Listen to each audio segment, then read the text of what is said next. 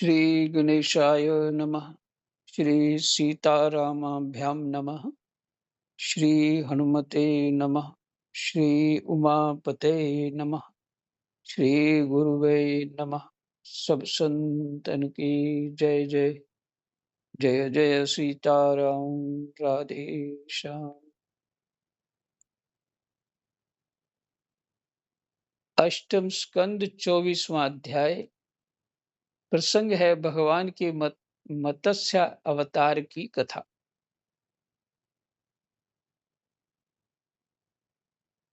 तो पीछे आपको मैंने सुनाया ही कि ये पाठ बहुत महत्वपूर्ण है। पीछे जो सुना है, या तो इसको पाठ को थोड़ा मेहनत करना चाहिए, या तो सुता पढ़ना चाहिए उसको एक बार। ये सब आगे सुनते हुए भी कोई टाइम निकाल के पीछे पढ़ना चाहिए, वो पर चिंतन करना चाहिए। और फिर अथवा ऑडियो जो आपके पास इसकी 4 5 6 ऑडियो होंगी, तो यह ऑडियो सुनिए।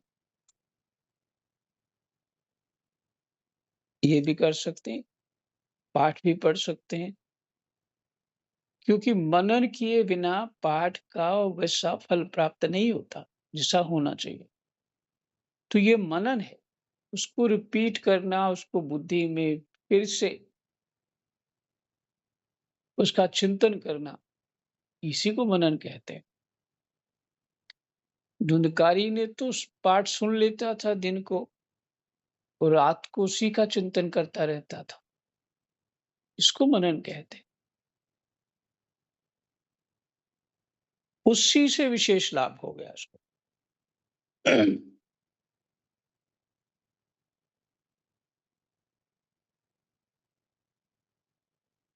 कृष्णाय वासुदेवाय हरये परमात्मने प्रणतः क्लेशनाशाय गोविन्दाय नमो नमः।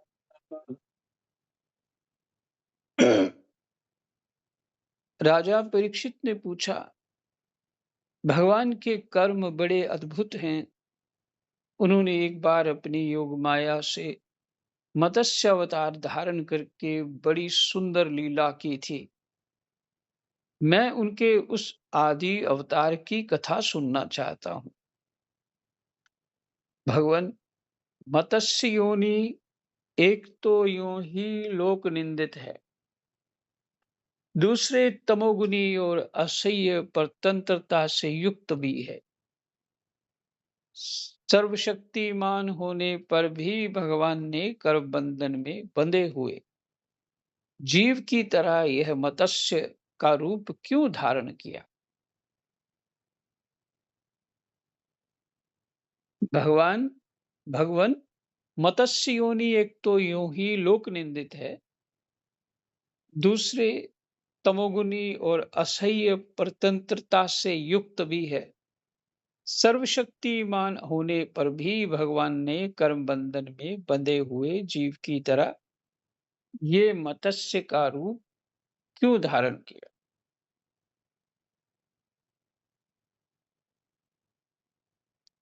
महात्माओं के कीर्तनीय भगवान का चरित्र समस्त प्राणियों को सुख देने वाला है।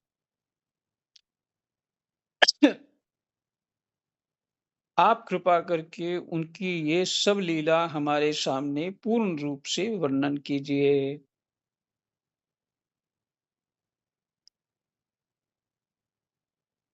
सूत जी कहते हैं, शौनक आदि ऋषियों, जब राजा परीक्षित ने भगवान श्री सुखदेव से ये प्रश्न किया, तब उन्होंने विष्णु भगवान का ये चरित्र, जिन्होंने मत्स्य अवतार धारण करके किया था, वर्णन किया। ये कथा कहाँ से चालू हो रही है? सूत जी शौनक आदि ऋषियों को सुना रहे हैं कि सुखदेव भगवान परीक्षित को क्या सुना रहे। इस तरह से चल रही है कथा। श्री सुखदेव जी कहते हैं, परीक्षित, यूं तो भगवान सबके एकमात्र प्रभु हैं, फिर भी वे गौ, ब्राह्मण, देवता, साधु, वेद, धर्म और अर्थ की रक्षा के लिए शरीर धारण किया करते हैं। फिर से, परीक्षित, यूं तो भगवान सबके एकमात्र प्रभु हैं, फिर भी वे गौ, ब्राह्मण, देवता, साधु, वेद, धर्म और अर्थ की रक्षा के लिए शरीर धारण किया करते हैं। वे सर्वशक्तिमान प्रभु वायु की तरह नीचे, ऊंचे, छोटे, बड़े सभी प्राणियों में अंतर्यामी रूप से लीला करते रहते हैं। परंतु उन उन प्राणियों के बुद्धिगत गुणों से वे छोटे, बड़े या ऊंचे, नीचे नहीं हो जाते,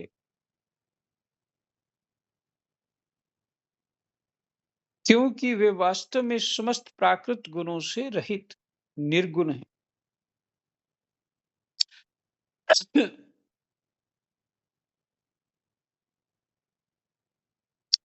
वे सर्वशक्तिमान प्रभु वायु की तरह नीचे, ऊंचे, छोटे बड़े सभी प्राणियों में अंतर्यामी रूप से लीला करते रहते हैं। परंतु उन उन प्राणियों के बुद्धिगत गुणों से वे छोटे बड़े या ऊंचे नीचे नहीं हो जाते। तो इससे बात समझ लेनी चाहिए कि बुद्धिगत गुणों से छोटे बड़े नहीं होते, कि किसकी बुद्धि अच्छी है या बुरी है या कुछ और, ये आधार नहीं है।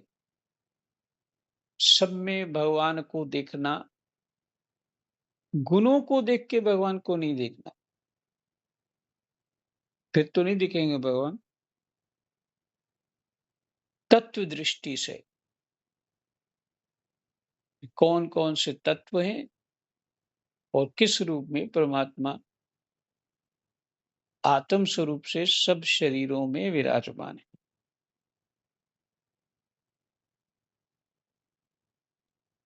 चाहे वो छोटी जोनी में ले, कोई छोटी से छोटी जोनी में ले, ने जो जोनी निंदनीय भी हो, जहां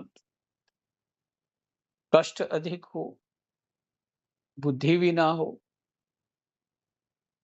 तो भी भगवान को कोई फर्क नहीं पड़ता है। अर्थात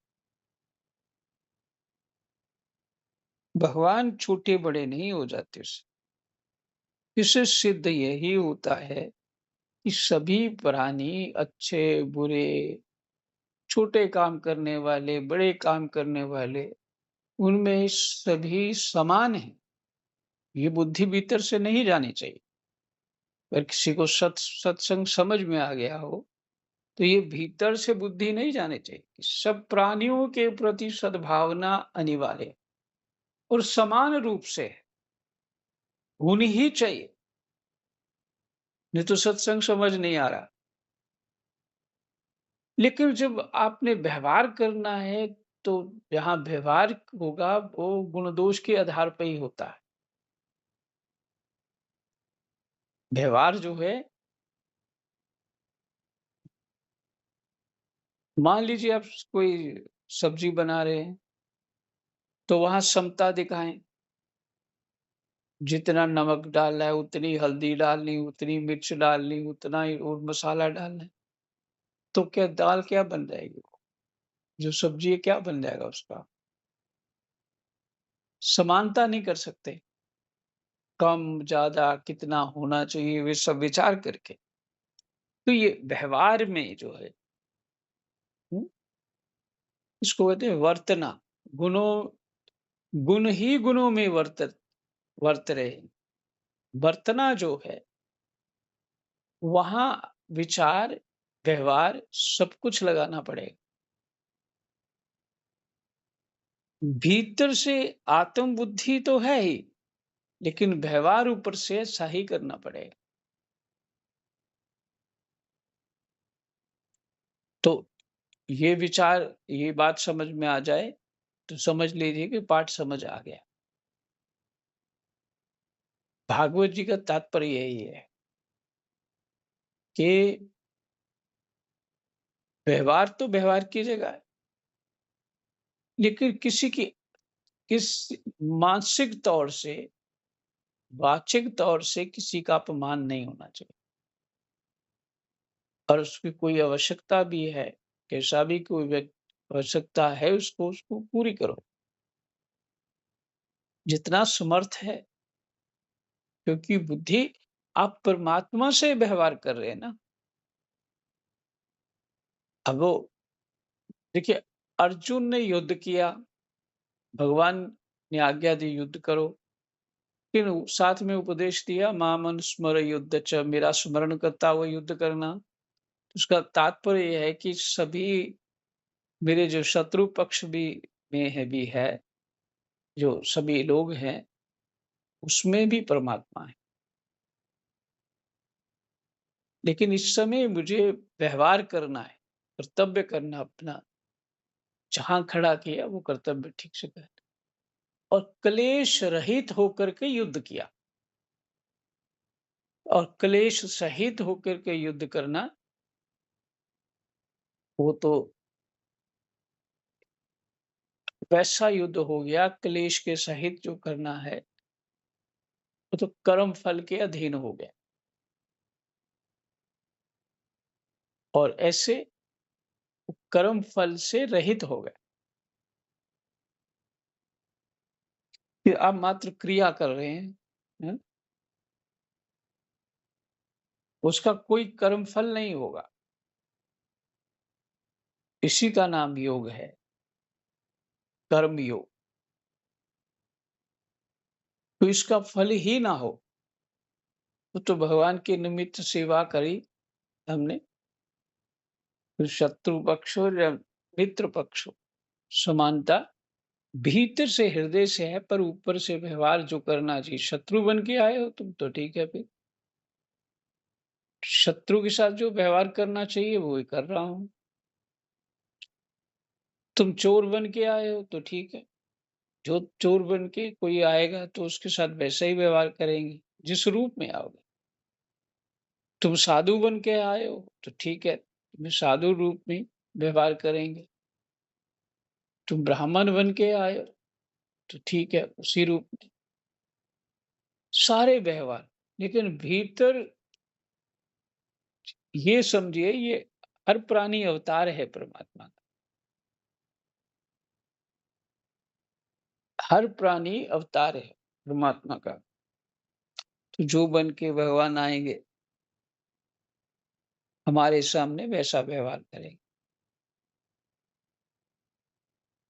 इस बात को ठीक-ठीक अभी बहुत खोलना की आवश्यकता है। ठीक-ठीक समझ में आ जाए, तो फिर चित्त प्रसन्न होगा, शुद्ध होगा, सबके प्रति व्यवहार अच्छा होने से हमारा अंतःकरण प्रसन्न हो जाएगा।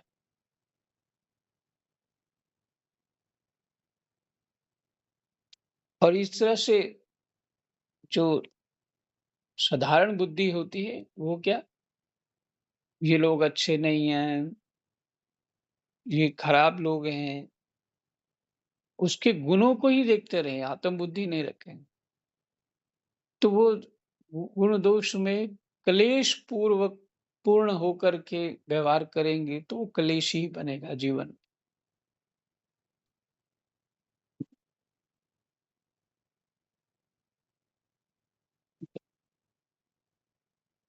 हृदय से किसी को मात्र जड़ बुद्धि से दूसरे को शत्रु शत्रु इस तरह से माना कि ये तो बहुत दुष्ट लोग हैं, इनको मारना अनिवार्य है। ठीक है, ये उसके गुणों को कह सकते हैं, ये दुष्ट गुण वाला है, इसको मारना अनिवार्य है। लेकिन इसका ये उस भीतर बैठा हुआ इस दुष्ट गुण जिसने इसको बल दे रहा है, वो कौन है? वो तो आत्मा ही है ना। तो आत्मा ही है। आप उसको मार सकते हैं, लेकिन दूसरों की सुरक्षा के लिए, अपनी सुरक्षा के लिए मार सकते हैं। कोई दोष नहीं है उसमें। पर विचार कैसे ढंग का होना चाहिए, ये महत्वपूर्ण है।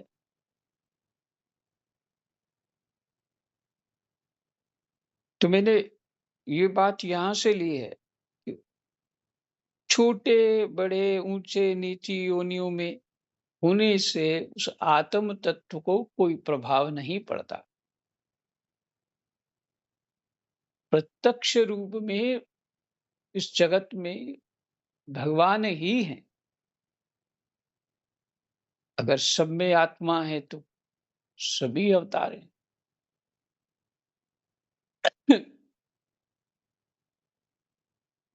थोड़ा चिंतन करिएगा, समझ आएगी। जो रह जाए वो प्रश्न करिए। जितनी समझ होगी मैं आपसे बात करूँगा।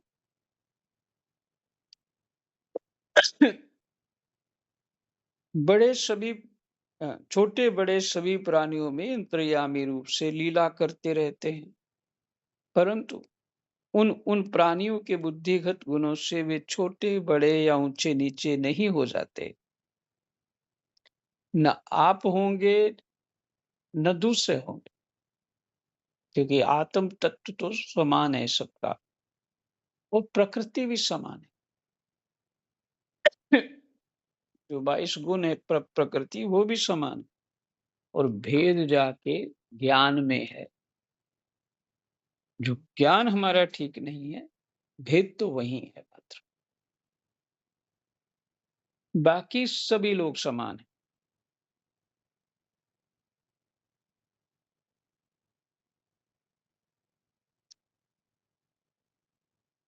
क्योंकि वे वास्तव में समस्त प्राकृत गुणों से रहित निर्गुण हैं। भगवान परीक्षित पिछले कल्प के अंत में ब्रह्मा जी के सो जाने के कारण ब्रह्म नामक नैमित्तिक प्रलय हुआ था। उस समय भूहर लोक आदि सारे लोग समुद्र में डूब गए थे। प्रलय काल आ जाने के कारण ब्रह्मा जी को नींद आ रही थी। जब ब्रह्मा जी सोते हैं तो प्रलय हो जाती। वे सोना चाहते थे, उसी समय वेद उनके मुख से निकल पड़े और उनके पास ही रहने वाले हयग्रीव नामक बलि दैत्य ने उन्हें योग बल से चुरा लिया। सर्वशक्तिमान भगवान श्री हरि ने दानवराज हयग्रीव की यह चेष्टा जान ली, इसलिए उन्होंने मत्स्य अवतार ग्रहण किया। होली वर्मा जी सुन रहे हैं?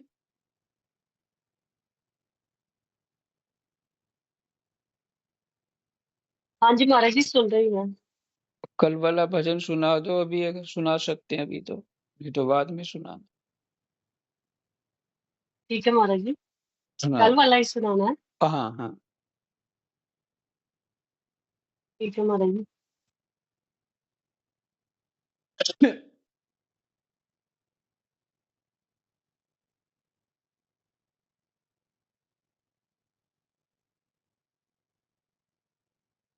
राम राम महाराज जी। जी राम राम। तुम मेरा जीवन आसरा, मेरे शहंशाह, मेरे सतगुर प्यारे, मैं ते बस हूँ जी रैया एक तेरे सहारे। तू मेरा जीवन आसरा, मेरे शहंशाह, मेरे सतगुर प्यारे, मैं ते बस हुन जी रैया एक तेरे सहारे। दिन रात लिखा दाता तेरियां कहानियां, तेरियां कहानियां। दिन रात लिखा सतगुरे तेरियां कहानियां, तेरियां कहानियां। रब नू मिलाया जेते तेरी मेहरबानियां, तेरी मेहरबानियां। रब नू मिलाया जेते तेरी मेहरबानियां, तेरी मेहरबानियां। करा मैं तेरी दासता, करा माते नू जे चांद सितारे। मैं ते बस हुन जी रहियां इक तेरे सहारे। तू मेरा जीवन आसरा, मेरे शहनशाह, मेरे सतगुर प्यारे। मैं ते बस हुन जी रहियां इक तेरे सहारे। मैं ते बस हुन जी रहियां इक तेरे सहारे। जिन्हां नू चढ़िया सतगुरे तेरा सरूर वे, तेरा सरूर वे। जिन्हां नू चढ़िया दाता तेरा सरूर वे, तेरा सरूर वे। अखां बिच दिखदा ई तेरा ही नूर वे, तेरा ही नूर वे। अखां बिच दिखदा ई तेरा ही नूर वे, तेरा ही नूर वे। जिन्हां ने तैनू जानेआ रब मानेआ, दुख मिट गए ने सारे। मैं ते बस हुन जी रहियां इक तेरे सहारे। जिन्हां ने तैनू जानेआ रब मानेआ, दुख मिट गए ने सारे। मैं ते बस हुन जी रहियां इक तेरे सहारे। तू मेरा जीवन आसरा, मेरे शहनशाह, मेरे सतगुर प्यारे। मैं ते बस हुन जी रहियां इक तेरे सहारे। बगदी नदी दे बिच देमी किते रोड़ना, देमी किते रोड़ना। बांह फड़ लेना मेरी, देना किते छोड़ना, देना किते छोड़ना। करूं मैं तेरी बंदगी सारी जिंदगी, जी दास तुम्हारी। मैं ते बस हुन जी रहियां इक तेरे सहारे। करूं मैं तेरी बंदगी सारी जिंदगी, जे दास तुम्हारी। मैं ते बस हुन जी रहियां इक तेरे सहारे। तू मेरा जीवन आसरा, मेरे शहनशाह, मेरे सतगुर प्यारे। मैं ते बस हुन जी रहियां इक तेरे सहारे। मैं ते बस हुन जी रहियां इक तेरे सहारे। राम राम महाराज जी, राम राम। राम, राम जी, राम, राम। बहुत अच्छा। हुँ। श्री राम धन्यवाद महाराज। जी। ये आगे पाठ करना है और मेरे को 1 मिनट। श्री राम जय जय राम।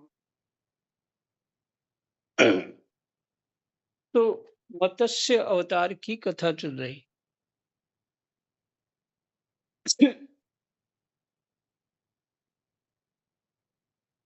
परीक्षित उस समय सत्यव्रत नाम के एक बड़े उदार एवं भगवत परायण राजर्षि केवल जल पीकर तपस्या कर रहे थे। सत्यव्रत नाम के एक बड़े उदार एवं भगवत परायण राजर्षि केवल जल पीकर तपस्या कर रहे थे। वही सत्यव्रत वर्तमान महाकल्प में विवस्वान विवस्वान सूर्य के नाम है। विवस्वान सूर्य के पुत्र श्राद्ध देव के नाम से विख्यात हुए। वही सत्यव्रत वर्तमान महाकल्प में जो भी चल रहा है, विवस्वान के पुत्र श्राद्ध देव के नाम से विख्यात हुए और उन्हें भगवान ने दैवस्वत मनु बना दिया। एक दिन वे राजर्षि कृतमाला नदी में जल से तर्पण कर रहे थे। उसी समय उनकी अंजलि के जल में एक छोटी सी मछली आ गई। परीक्षित, द्रविड़ देश के राजा सत्यव्रत ने अपनी अंजलि में आई हुई मछली को जल के साथ ही फिर से नदी में डाल दिया। उस मछली ने बड़ी करुणा के साथ परम दयालु राजा सत्यव्रत से कहा, राजन, आप बड़े दीन दयालु हैं। आप जानते ही हैं कि जल में रहने वाले जंतु अपनी जाति वालों को भी खा डालते हैं।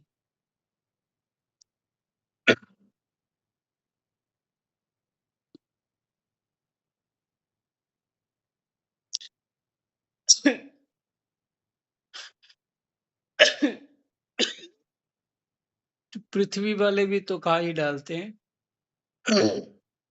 जल वाले तो खाते ही हैं।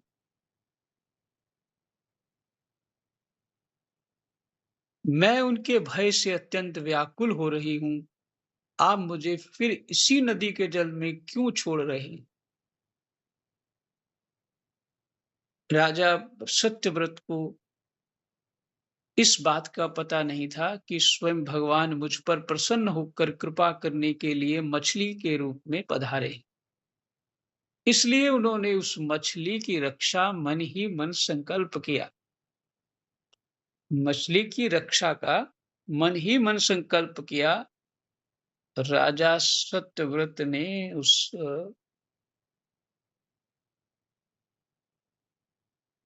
मछली की अत्यंत दीनता से भरी हुई बात सुनकर बड़ी दया से उसे अपने पात्र के जल में रख लिया और अपने आश्रम पर ले आए। आश्रम पर लाने के बाद एक रात में ही वह मछली उस कमंडलू में इतनी बढ़ गई कि उसमें उसके लिए स्थान ही न रहा। उस समय मछली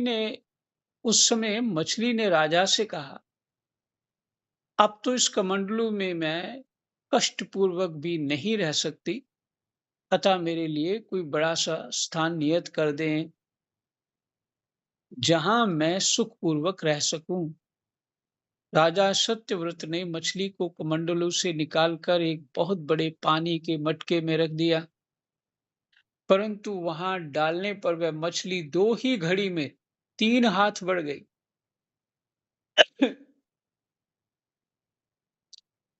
फिर उससे राजा सत्यव्रत से कहा फिर उसने राजा सत्यव्रत से कहा, राजन, अब ये मटका भी मेरे लिए पर्याप्त नहीं है। इसी में सुखपूर्वक नहीं रह सकती। मैं तुम्हारी शरण में हूँ, इसलिए मेरे रहने योग्य कोई बहुत बड़ा सा स्थान मुझे दो।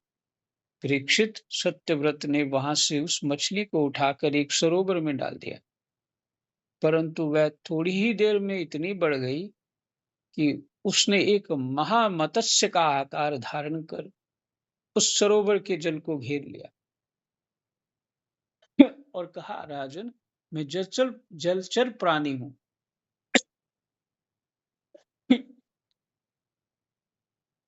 इस सरोवर का जल भी मेरे सुखपूर्वक रहने के लिए पर्याप्त नहीं है। इसलिए आप मेरी रक्षा कीजिए और मुझे किसी अगाध सरोवर में रख दीजिए। मत्स्य भगवान के इस प्रकार कहने पर वे एक एक करके उन्हें कई अटूट जल वाले सरोवरों में ले गए। परंतु जितना बड़ा सरोवर होता उतने ही बड़े वे बन जाते। अंत में उन्होंने उन लीला मत्स्य को समुद्र में छोड़ दिया। समुद्र में डालते समय मत्स्य भगवान ने सत्यव्रत से कहा, वीर, समुद्र में बड़े बड़े बलि मगर आदि रहते हैं, वे मुझे खा जाएंगे। इसलिए आप मुझे समुद्र के जल में मत छोड़िए। समुद्र से ही निकाला था शायद। हम्म। मत्स्य भगवान की ये मधुर वाणी सुनकर राजा सत्यव्रत मोहमुग्ध हो गए। उन्होंने कहा, मत्स्य का रूप धारण करके मुझे मोहित करने वाले आप कौन हैं? आपने एक ही दिन में 400 कोस के विस्तार का सरोवर घेर लिया। आज तक ऐसी शक्ति रखने वाला जलचर जीव तो ना मैंने कभी देखा था और ना सुना ही था। अवश्य ही आप साक्षात सर्वशक्तिमान सर्वांतर्यामी अविनाशी श्री हरि हैं। जीवों का जीवों पर अनुग्रह करने के लिए ही आपने जलचर का रूप धारण किया है। पुरुषोत्तम, आप जगत की उत्पत्ति, स्थिति और प्रलय के स्वामी हैं। आपको मैं नमस्कार करता हूँ। प्रभु, हम शरणागत भक्तों के लिए आप ही आत्मा और आश्रय हैं। यद्यपि आपके सभी लीलावतार प्राणियों के अभ्युदय के लिए ही होते हैं, तथापि मैं ये जानना चाहता हूँ कि आपने ये रूप किस उद्देश्य से ग्रहण किया। कमल नयन प्रभु, जिससे देहादि अनात्म पदार्थों में अपनेपन का अभिमान करने वाले संसारी पुरुषों का आश्रय व्यर्थ होता है। ध्यान देने योग्य बात है। कमल नयन प्रभु, जिससे देहादि अनात्म पदार्थों में, जो शरीर है हमारा, ये अनात्म पदार्थ है, ये सत्य नहीं। मैं शरीर नहीं हूं, मैं आत्म तत्व परमात्मा का अंश हूं। ये बुद्धि में सदा रहना चाहिए। तो जो अनात्म पदार्थों माने शरीर को अपनेपन का अभिमान करके ये मैं हूं, संसारी पुरुषों का आश्रय व्यर्थ होता है। ऐसे लोगों का आश्रय नहीं लेना चाहिए। उस प्रकार आपके चरणों की शरण तो व्यर्थ हो ही नहीं सकती। जो आपकी शरण में होता है, उसकी शरण व्यर्थ नहीं हो सकती, क्योंकि आप सबके अहेतुक प्रेमी, अहेतुक बिना कारण प्रेमी, परम प्रियतम और आत्मा है। आपने इस समय जो रूप धारण करके हमें दर्शन दिया है, यह बड़ा ही अद्भुत है। जय जय सीताराम।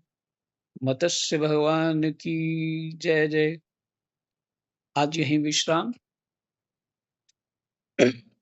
कृष्णाय वासुदेवाय हरये परमात्मने प्रणतः क्लेशनाशाय गोविन्दाय नमो नमः। जय जय सीताराम।